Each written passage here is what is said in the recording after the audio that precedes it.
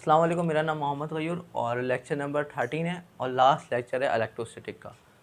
ये तीसरा लेक्चर है कंसेक्यूटिव न्यूमेरिकल्स का और इस लेक्चर में आपके न्यूमेरिकल्स कंप्लीट हो जाएंगे, बुक के जितने भी हैं मैट्रिक की बुक के अंदर फिजिक्स की। तो क्या है न्यूमेरिकल नंबर 4 से शुरू करना था मुझे। न्यूमेरिकल नंबर 5 पहले कराऊंगा, उसके बाद 4 एंड देन 6 एंड लास्ट। क्या लिखा हुआ था? पी डी मतलब potential difference. The potential difference between 2 point charges, 2 point charges के दरमियान जो पोटेंशियल डिफरेंस क्रिएट हो चुका है वो है 100 volt. If unknown is move between 3 points, the amount of work done is 500 joule. कि हमने 3 पॉइंट्स को मूव कराया और वो मूव कराने में हमारी एनर्जी कितनी लगी? 500 जूल्स लगी। फिर उसके बाद आपको पोटेंशियल डिफरेंस जो क्रिएट हो चुका था वो 100। Find the amount of charge, आपको अमाउंट ऑफ चार्ज मालूम करने। पहले देख लेते हैं ये बोल क्या रहे हैं ना इस न्यूमेरिकल के अंदर। तो जिस तरह मैंने आपको पोटेंशियल डिफरेंस समझाया था इसी चैप्टर के अंदर, तो आप उसको ज़रूर देखिएगा पोटेंशियल डिफरेंस क्या होता है। तो ये आपकी पॉजिटिव है, ये पॉजिटिव फील्ड है, ये नेगेटिव फील्ड है। और आपकी इलेक्ट्रिक फील्ड जो है वो क्या होती है? डाउन, मतलब उसको समझ लें पॉजिटिव से नेगेटिव की तरफ होती है। अब 2 पॉइंट चार्जेस की बात की गई है, तो फ़र्ज़ करें 1 पॉइंट चार्ज आपका इधर है, ये रहा, या इसको थोड़ा सा ऊपर कर लेते हैं। 1 पॉइंट चार्ज आपका ये रहा, सही है। अब आपने क्या करा, आपका दूसरा पॉइंट चार्ज आपका ये रहा। अब देखें इस वक्त इस पे जो पोटेंशियल एनर्जी है फ़र्ज़ करें 100 है, सही है। अब इस पे जो पोटेंशियल एनर्जी है वो फ़र्ज़ करें 200 है।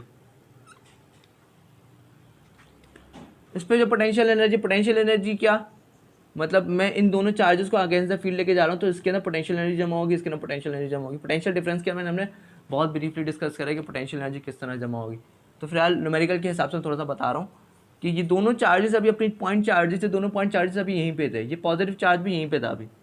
तो इस पॉजिटिव चार्ज पे मैंने क्या करा, इस पॉजिटिव चार्ज पे मैंने वर्क डन करा। इस पॉजिटिव, दो पॉजिटिव चार्ज थे यहाँ पे, एक पॉजिटिव चार्ज मैं उठा के ऊपर ले गया, सही है, उठा के ऊपर लेके गया, यहाँ पे उसको रख दिया। अब उसके उठा के ऊपर लेके जाने में कुछ ना कुछ मुझे एनर्जी देनी पड़ेगी, कुछ ना कुछ पर काम करना पड़ेगा, कुछ ना कुछ वर्क डन करना पड़ेगा। तो मैंने उसके अंदर जो वर्क डन करा था वो करा है 500 जूल का। उसको मैं इधर लिखा हुआ 3 पॉइंट्स, इसको मैं ऐसे मतलब ऊपर ले गया, बहरहाल पॉइंट्स 3 पॉइंट्स ऊपर लेके गया, समझ लें इसको ऊपर लेके गया मैं, इसको मैं ऊपर लेके गया। इसके नाम मैंने वर्क डन करा 500 जूल्स का, 500 जूल्स का मैंने इसके नाम वर्क डन करा। अब मुझे बताएं इन दोनों के पोटेंशियल का क्या डिफरेंस है, मतलब ये भी इसकी पोटेंशियल एनर्जी ये रही, इसकी पोटेंशियल एनर्जी ये रही। तो इन दोनों में जो पोटेंशियल डिफरेंस क्रिएट हुआ, इन दोनों का जो पोटेंशियल डिफरेंस है वो क्या है? इन दोनों का पोटेंशियल डिफरेंस, क्योंकि 200 माइनस, ये माइनस का नहीं है, 200 माइनस 100 होगा आपका 100। तो इन दोनों का जो पोटेंशियल डिफरेंस जो क्रिएट हुआ मेरा 500 वर्क डन करने के बाद, पहले दोनों चार्जेस अपनी जगह पे थे, फिर मैंने इस चार्ज पे 500 वर्क डन करा, उसके बाद ये चार्ज यहाँ पे आ गया। फिर इसके इसके इसके मतलब इसके ना कुछ पोटेंशियल एनर्जी जमा हो गई, वो क्या थी 200 और पहले क्या थी 100। तो इन दोनों का पोटेंशियल का डिफरेंस क्या कहलाता है? Potential difference. तो क्या इन दोनों का पोटेंशियल डिफरेंस 100 है, तो इन दोनों के दरमियान का जो पोटेंशियल डिफरेंस क्रिएट हुआ वो 100 है। वर्क डन कितना करा? पॉइंट चार्ज के ऊपर मैंने 500 जूल करा। चार्ज आपको मालूम करना है कि वो उस चार्ज का मतलब उस चार्ज का मैग्नीट्यूड क्या था। तो ये फॉर्मूला होता है आपका V बराबर W/Q पोटेंशियल डिफरेंस का। तो सिंपल आपने V की वैल्यू पुट करी 100, वर्क डन की वैल्यू आपने 500 पुट करी, और इसको कैलकुलेट किस तरह करेंगे? 0 से 2 0 कट जाएंगे। क्यों इधर क्या हो रहा है? क्यों चाहिए मुझे, तो क्यों इधर डिवाइड हो रहा है, उधर जाके मल्टीप्लाई हो जाएगा और 1 इधर आ जाएगा, या नहीं भी लेके आए तो कोई मसला नहीं। तो 5 आपका इधर आंसर आएगा। दूसरे न्यूमेरिकल पे जाते हैं। दूसरे न्यूमेरिकल में आपको क्या मालूम करना है? What is the charge on the capacitor. Capacitor के नाम आपको चार्ज मालूम करना है, जो कैपेसिटर का, और उसको आपकी कैपेसिटेंस की वैल्यू दी हुई जो है 5 माइक्रोफैरड। ये आपका न्यूमेरिकल है, न्यूमेरिकल नंबर 4। हमने न्यूमेरिकल नंबर 5 पहले करा था, आप 4 करेंगे और देन 6 एंड लास्ट। और न्यूमेरिकल नंबर 4 आपसे कहता है कि find the what is the charge on the capacitors. Charge मालूम करना है। न्यूमेरिकल नंबर 4 है आपका, लिखा हुआ है what is the charge on capacitor. Charge मालूम करना है सिंपल।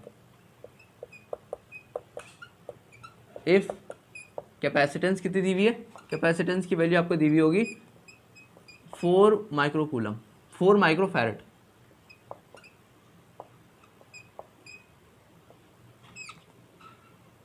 4 माइक्रोफैरड, सही है। और क्या दिया हुआ है आपको, 4 माइक्रोफैरड दिया हुआ है, हैज़ अ पोटेंशियल डिफरेंस, और उसके जो potential difference and has a potential difference 6 volt across it, ये लिखना। तो अब आप डाटा बनाएंगे सिंपल, पहले न्यूमेरिकल क्या कह रहा है वो देख लेते हैं। What is the charge if capacitance, capacitor की ये है, और आपका जो पोटेंशियल डिफरेंस क्रिएट हुआ हुआ है वो है 6 वोल्ट। तो कैपेसिटर भी हमने पढ़ा हुआ है, कैपेसिटर आप देखिएगा किस तरह वो अपने अंदर चार्ज स्टोर करता है। फर्स्ट करें 2 पैरेलल प्लेट हैं कैपेसिटर्स की, सही। इन दोनों के बिटवीन जो वोल्टेज क्रिएट हुआ हुआ है, अक्रॉस लिखा हुआ है, इन दोनों के क्रिएट जो इन दोनों के दरमियान जो वोल्टेज क्रिएट हुआ हुआ है वो क्या है आपका 6 वोल्ट। और ये जो कैपेसिटेंस, इस कैपेसिटर की जो कैपेसिटेंस, इस कैपेसिटर की जो एबिलिटी है वो आपको दी हुई है 4 माइक्रोफैरड। अब आपसे ये पूछ रहे हैं कि इसके अंदर चार्ज कितना जमा हुआ होगा, इसके अंदर क्यों कितना चार्ज कितना जमा हुआ होगा। आपको पता है पॉजिटिव चार्ज इधर जमा हो जाते हैं और नेगेटिव चार्ज इधर जमा हो जाते हैं, जिसकी वजह से आपका पोटेंशियल डिफरेंस क्रिएट होता है। क्यों पोटेंशियल डिफरेंस क्रिएट होगा ना, यहाँ पे हायर पोटेंशियल है, यहाँ पे लोअर पोटेंशियल है, सॉरी यहाँ पे पोटेंशियल, यहाँ पे हायर पॉजिटिव चार्ज होता है, हायर पोटेंशियल होता है, यहाँ पे हायर पोटेंशियल है, यहाँ पे लोअर पोटेंशियल है, तो कुछ ना कुछ तो पोटेंशियल डिफरेंस, पोटेंशियल का डिफरेंस क्रिएट होगा जो 6 वोल्ट है। ये आपको कैपेसिटेंस की वैल्यू दी हुई है 4 माइक्रोफैरड, और आपको क्या मालूम करने के लिए बोले कि इन दोनों के दरमियान मतलब इनके अंदर जो चार्ज जमा हुआ वो आप बता दें। तो फॉर्मूला है सिंपल कि आपको क्या क्या दिया हुआ है, आपको कैपेसिटेंस जो सी से डिनोट करते हैं वह है 4 माइक्रोफैरड। अच्छा इसको आप चेंज करेंगे फैरड के अंदर, तो सिंपल के माइक्रो को चेंज करते हैं 10⁻⁻⁶ से, और आपका फैरड एज इट इज़ आ जाता है। फिर आप ये करते हैं कि आप वोल्ट की वैल्यू के पोटेंशियल डिफरेंस की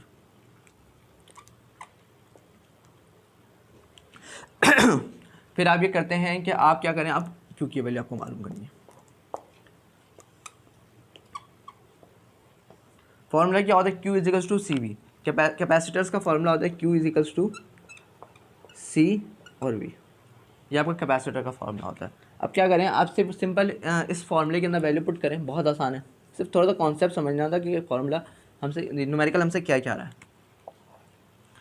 Q की वैल्यू आपको मालूम करनी है। अच्छा Q को हम कैपिटल भी बना सकते हैं, स्मॉल भी बना सकते हैं, अब तक कैपिटल ही लिखते हैं, सही है। तो Q आपको मालूम करना है, आप तो मूव भी नहीं कराना। C की वैल्यू क्या है आपकी 4 एक्सपोनेंट -6, और आपको क्या फैरड की वैल्यू 6 है।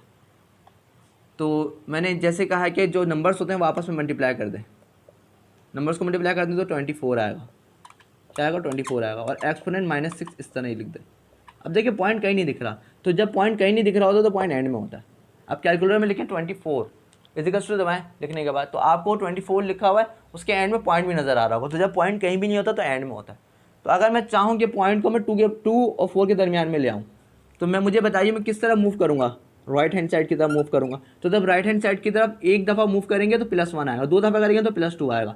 तो फिलहाल मुझे 2 और 4 के बीच में लेके आना है, मुझे एक दफ़ा मूव कराना है, एक दफ़ा मैंने इसके दरमियान ले आया और मैंने +1 उधर ऐड कर दिया, तो +1 ऐड करूँगा तो हो जाएगा -5, और क्योंकि चार्ज का यूनिट आपका होता है कूलम, क्योंकि कूलम ने डिस्कस करा था, तो यहाँ पे आपका सवाल ख़त्म हो गया। अगला सवाल और लास्ट है आपका, आपको इक्विवेलेंट कैपेसिटेंस मालूम करनी है जो कैपेसिटर्स आपके सीरीज़ में लगे हुए। कैपेसिटेंस सीरियल और पैरेलल कैपेसिटेंस इसकी जो कॉम्बिनेशन है वो हमने पढ़ी हुई है, आप ज़रूर देखिएगा। उसके अंदर एक ट्रिक से मैंने बताया हुआ है कि सीरियल के अंदर आपकी क्या सेम रहता है और पैरेलल के अंदर क्या। सीरियल के अंदर आपका करंट सेम रहता है और पैरेलल के अंदर आपका वोल्टेज सेम रहता है। ऐसा क्यों होता है, तो हमने उधर डिस्कस करा हुआ है। तो भारत आप लास्ट न्यूमेरिकल करेंगे, न्यूमेरिकल नंबर 6, और वो आपको इक्विवेलेंट, हम सवाल लिखते थे कैलकुलेट, आपको कैलकुलेट करना है इक्विवेलेंट कैपेसिटेंस। इसको इस तरह भी लिख सकते हैं, इक्विवेलेंट कैपेसिटेंस को हम इस तरह भी लिख सकते हैं, हम पूरा लिख के इससे हम CE भी लिख सकते हैं, इक्विवेलेंट कैपेसिटेंस। वैल्यू कैपेसिटर्स की आपकी 3, अच्छा जो कैपेसिटर्स की जो वैल्यू है वो एक की है 3 माइक्रोफैरड, एक की है 2 माइक्रोफैरड, और देन और लास्ट वन आपका क्या है, उसकी वैल्यू है आपकी 2 माइक्रोफैरड, नहीं 4 माइक्रोफैरड, वो तो लिख दिया। अच्छा ये किस में लगे हुए हैं, आर इन सीरीज, तो भाई अब क्या करना है, इसका फॉर्मूला आपको होना चाहिए याद। तो आपने सिर्फ सिंपल डाटा लिखा, डाटा लिखने के बाद आप क्या करेंगे, सबकी जितने भी कैपेसिटर 1 की वैल्यू आपकी 3 माइक्रो फैरेड है। अच्छा, इक्विवेलेंट कैपेसिटेंस अगर आपको निकालनी है, क्योंकि कैपेसिटर्स बहुत छोटे होते हैं, जो आपको इक्विवेलेंट कैपेसिटेंस निकालनी है वो भी आप माइक्रो फैरेड के अंदर ही निकाल सकते हैं, तो आप चाहें तो उसको चेंज ना करें।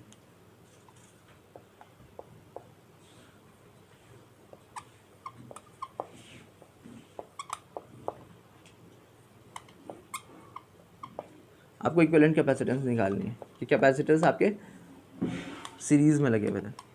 जब सीरीज़ में कैपेसिटर्स लगते हैं तो करंट सेम रहता है और वोल्टेज चेंज हो जाता है। तो आप देखेंगे क्या होगा,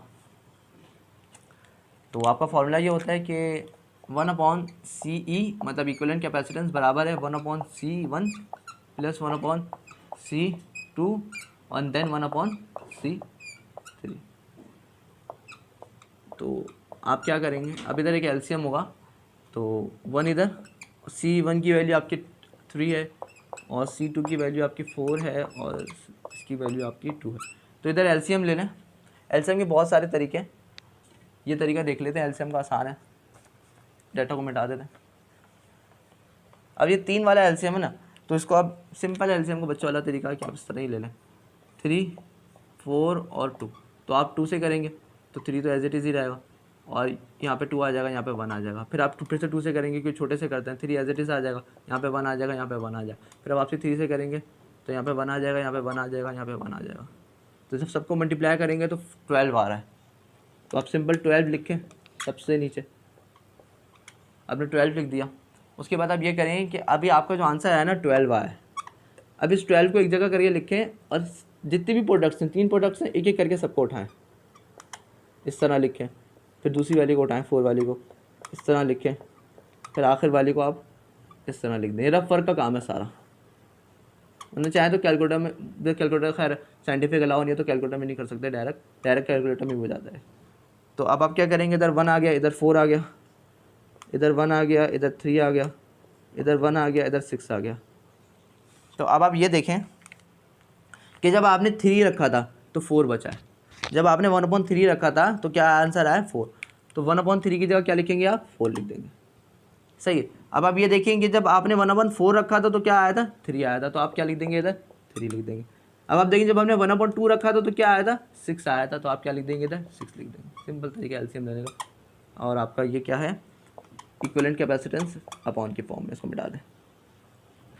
तो अब आप सिंपल प्लस करें, सिंपल इनको आपने प्लस करा, हो गया 7 को 6 13 हो जाएगा अपॉन 12। अब क्योंकि आपको मतलब कैपेसिटर्स इक्विवेलेंट कैपेसिटेंस मालूम करनी है, वो इक्विवेलेंट कैपेसिटेंस का इन्वर्स मालूम नहीं करना, तो जाहिर सी बात है आप इसको इधर लेके जाएंगे, ये इधर डिवाइड हो जाके मल्टीप्लाई होगा और ये 12 इधर डिवाइड हो रहा है, इधर जाके मल्टीप्लाई होगा, 13 इसके नीचे आएगा। या तो ये समझ लें कि आपको CE मालूम करना है, 1/CE नहीं मालूम करना, तो इसको घुमा दें और इसको घुमा दें, इसको उल्टा कर दें और इसको उल्टा कर दें, दोनों को इन्वर्स कर दें। इतना दिमाग नहीं लगा, ये इधर मल्टीप्लाई और जाके डिवाइड होगा, इधर जाके वो होगा, फलाना ढिमकाना। तो सिंपल दोनों को इन्वर्स कर दें, इसको आपको इसका इन्वर्स मालूम करना है तो इसको इन्वर्स कर दें और इसको इन्वर्स कर दें, तो वही हो जाएगा जो आपको चाहिए बिना दिमाग खर्च करें। तो क्या हो जाएगा ये 12/13। तो जब आप 12/13 को कैलकुलेटर सिंपल कैलकुलेटर में डिवाइड करेंगे तो समथिंग 9.2 आएगा। और क्योंकि कैपेसिटेंस इक्विवेलेंट कैपेसिटेंस से मालूम करना है और आपने उसको क्या नाम है माइक्रो से चेंज नहीं करा था, तो जो आंसर आएगा वो भी माइक्रो फैरेड ही आएगा। तो न्यूमेरिकल पूरा चैप्टर कंप्लीट हो चुका है, 3 लेक्चर्स हैं न्यूमेरिकल के और जितने भी न्यूमेरिकल थे वो सब कंप्लीट हो गए। अल्लाह हाफ़िज़।